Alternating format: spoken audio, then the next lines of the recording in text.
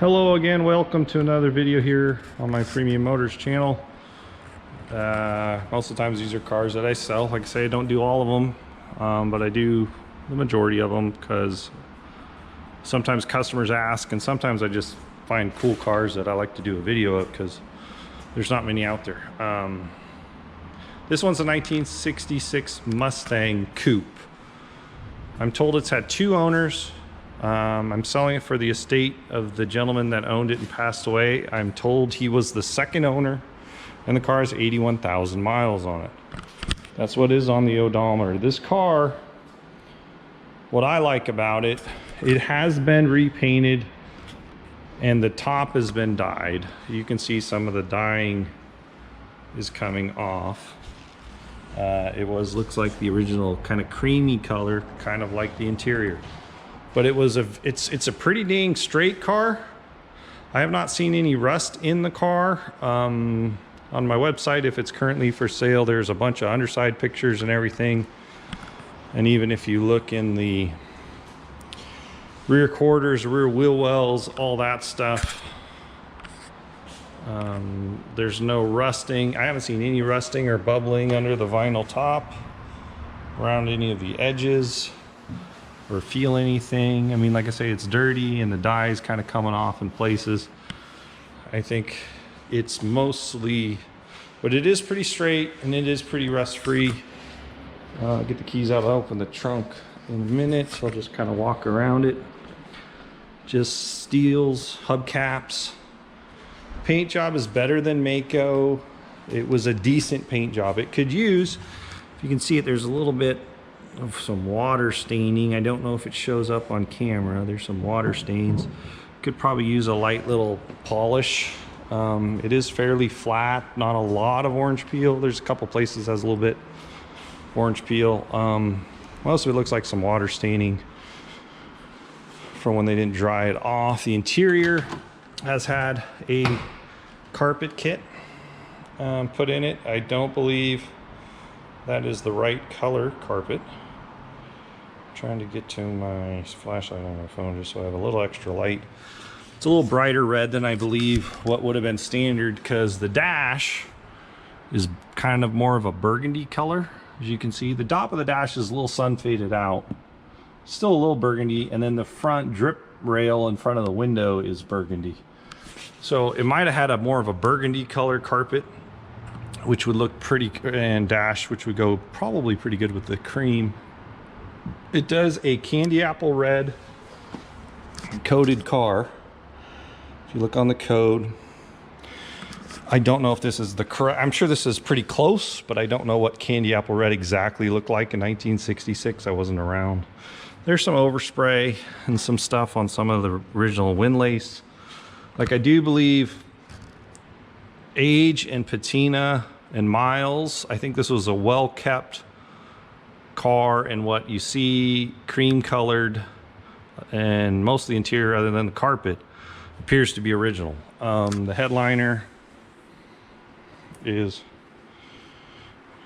original.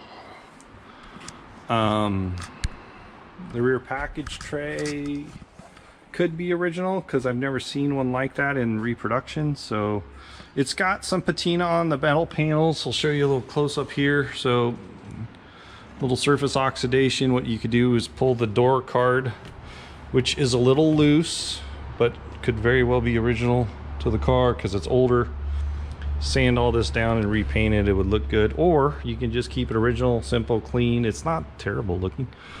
You know, some little things on the dash, but underneath, I like the originality when I see things under this, like the padding. To me, it looks like old and original. I don't. Most Mustangs that come in, that's all gone or deteriorated.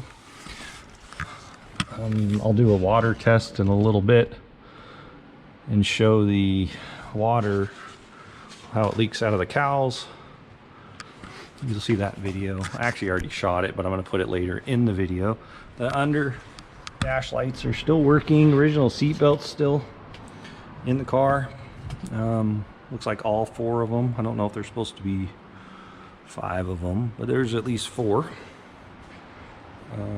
Under the hood, get the key out so we can go through the trunk actually first.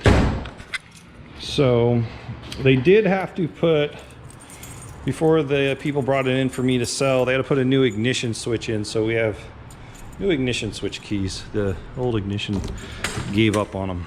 So under the hood is very original as well. This looks like original quarters. Up under the dash looks like original cardboard, and some of the insulation's coming down, but I don't see any rust. You see the original rubber that's wrapped around the, probably GoPro's a little close, wrapped around the things that hold the trunk lid up. Original quarters don't look like they've been hit. To me, still got the original. Trying to be careful with this. This is an old mat, but around here I don't see any rust in the wheel well areas. This looks patinaed and old. The wiring, like you can see, it's still got the shielding on it. Runs through all this to over here. There's a piece of tape up there. I don't know the full history, and that's partially because I'm selling it on behalf of the estate, and I couldn't talk to the guy that owns the car. So there's some video of the trunk. It has a car cover, and then that's the box the car cover came in. Bumpers and stainless are in decent shape. Probably not original to the car because they seem pretty nice. There's a little bit of old pitting on them, but some other things like the bumper guards seem a little more weathered, or I don't know if they're called bumper guards or not. But front and rear, the bumpers seem a little bit better than these lower pieces. I will open the hood and show you. Now under the hood there is things. It is not very clean, it is not detailed, but I don't mind that because you actually see what's going on. You still have the VIN tag number on the inner fender. I don't believe that's a correct overflow, but somebody put an overflow bottle in it. Could be mistaken, but you see some patina on things. Looks like the water pump looks newer-ish than the rest of the stuff. Does start right up, run good. The air cleaners, you could use paint. The valve covers could use paint. Still has the rubber thing that protects you from grounding out the cable on the car. Still looks like original blower motor. The blower motor does work. The original radio, AM radio, still works. I mean, some things have been changed and maintained, but I don't see nothing really hacked into. I don't see nothing messed with as far as somebody backyard mechanicking things. This looks like it's got a new coil and newer spark plug wires, which if somebody gave it a tune-up would look good. The hood does open and close really good. Don't have to slam it, it opens easy and everything like that. So I will pull it out and we'll take it for a spin. Actually, first, I really don't like doing this, but let me. Guy wants to hear the motor running, and I'm always weary of Mustangs because I don't want them going into reverse and accidentally, because I don't. This Mustang has never given him any inkling that it can do that, but I've had Mustangs in the past because either the linkage is too tight or the, here, we'll turn the key on so you can hear the fan motor. I don't know if you can hear it, but it is blowing. And the radio helping customers switch to is working. Starts right up. I did run it a little bit just to move it around to this location where I could video. We'll pull it out. Still single exhaust, still nothing. So what I'm going to do, instead of putting it pressure in park, I'm going to put it in neutral, pull on the emergency brake. So the oil pressure does come up slowly, it's still coming up. The coolant temp the amp gauge is not working. The speedo doesn't bounce, it's nice and smooth, showing 81,923 miles. The fuel gauge appears to be accurate. I never opened the glove box though. Glove box, the light still works in the glove box. I can't say I remember seeing that old recommended tire pressure sticker. What is this do? This is a switch for, oh, that's supposed to be bolted up. Emergency flasher switch. I think that's supposed to be, I don't know if that's a factory location, but somebody, will they work? They work. So that's nice. I don't know where that's supposed to go though. But see, I learned something. I didn't even open the glove box yet. Closes nice though, opens nice. It's idling a little high. Let's open the hood.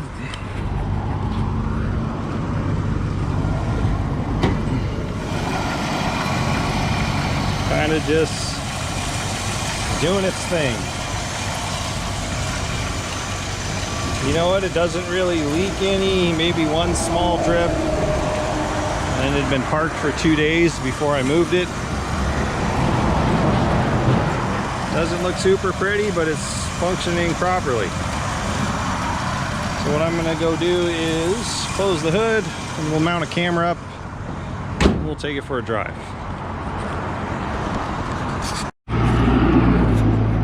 Hello, guys, want me to do a water test on this Mustang. I've never done this before, so we'll see how it goes. Guess you just pour the water in there and hopefully it all runs out down here.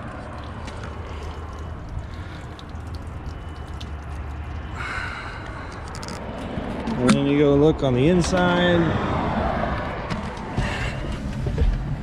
and I don't see any water. Notice though, on this car, most Mustangs don't have this nice of a padding still, so I don't know what's going on behind the padding. It's original. Like I say, this car is in very good, original, unfiddled with shape. So there's one side, and we'll grab another water bottle and go do the other side for the gentleman.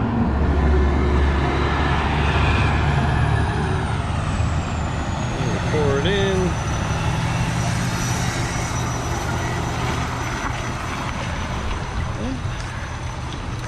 There it is, leaking out the drain holes, I'm guessing. And then we'll go inside here. And I don't see any leaks, but like I say, there's that padding in there that's original.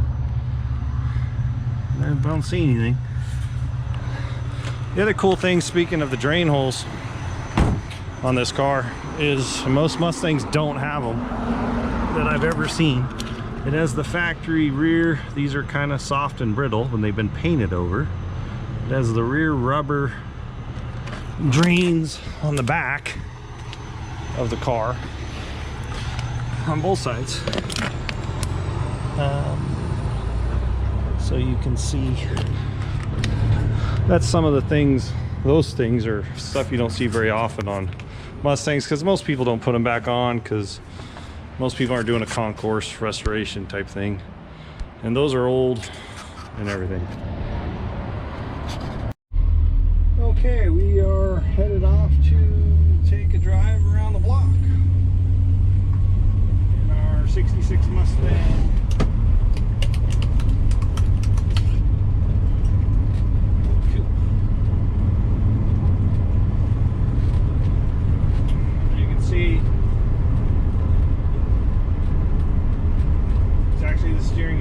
Little movements and the car wants to move.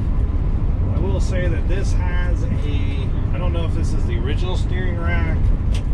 I don't know if somebody's replaced it. It's older looking, but it's a lot of turns lock to lock. From what I normally remember of a Mustang, I don't say it's bad. It's power steering. It steers nice and true. The gauges are all working except for the amp gauge, which is like pegged way over there. So I don't know if the wire's disconnected or if the needle's broke.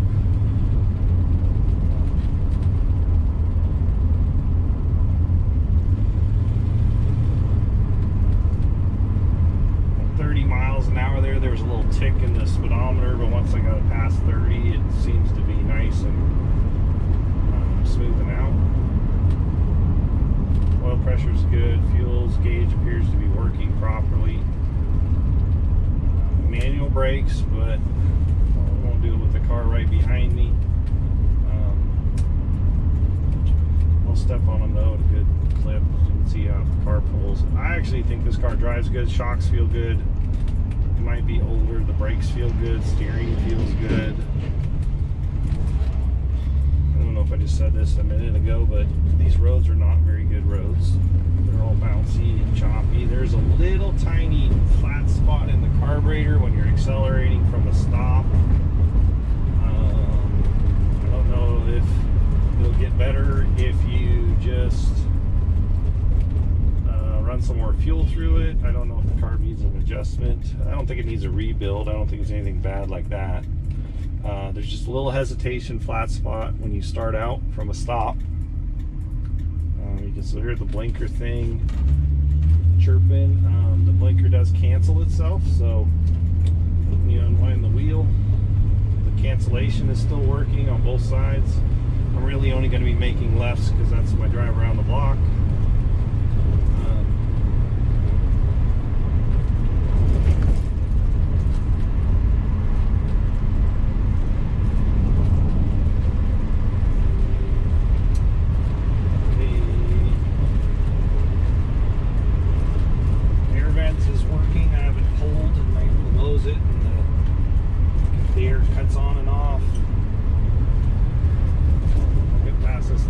There's nobody behind me. I'll get on the brakes harder. Pretty good. Ever so slight pull to the right, but it didn't jerk it. The wheel didn't even really jerk to turn or anything. This is the nice smooth part. There is a little, the tires are a little bit older. There might be a flat spot on the tire. You can feel a little vibration or a tire out of balance. I don't think it's tire related, not driveline related, or vibration in the motor. Everything seems to be running pretty good.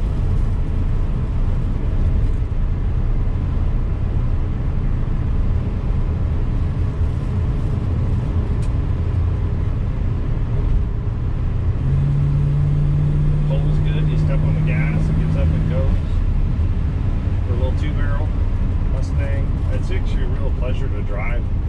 I would not mind driving this. You can almost drive it daily. At my kids' school, which is only about 5 minutes away from here, there's somebody that drives I don't remember if it's a 5 or 6, but somebody daily drives a 65 or a 66 Mustang. It's a nice pretty blue color. Little coupe, just like this, V8 coupe, automatic. Nothing fancy, nothing special, but gets you where you want to go.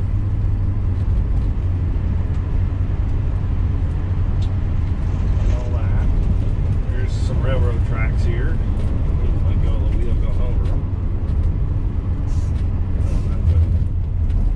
Grabbed a rut there. These roads are awful. City of Tacoma, if you watch my videos, we pay taxes. Please repair the roads. Although this car does drive pretty good on them. I've had cars drive a lot worse. Doesn't seem to hesitate. Downshifted there. It's going pretty good.